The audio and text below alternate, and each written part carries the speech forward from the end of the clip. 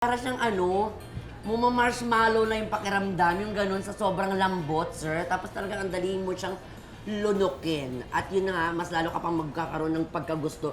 Natikman naman with the sauce. Ano naman po ang kaibahan ng sauce nyo sa ibang nagsiserve ng ganitong dish? So nakita nyo tong smoked beef na to, kapag in-smoke namin yan, 4 to 5 kilos yan.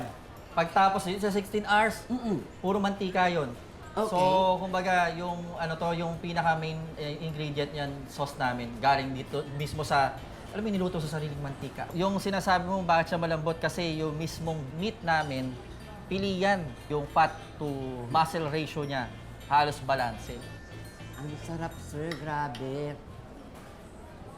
Yung pakiramdam, pag natikman nyo po ang kanilang pinagmamalaking putahing ito, guys, makukuha nyo yan doon kung bakit ermitanyo, maiintindihan nyo bakit ermitanyo ang tawag sa kanilang restaurant kasi very magical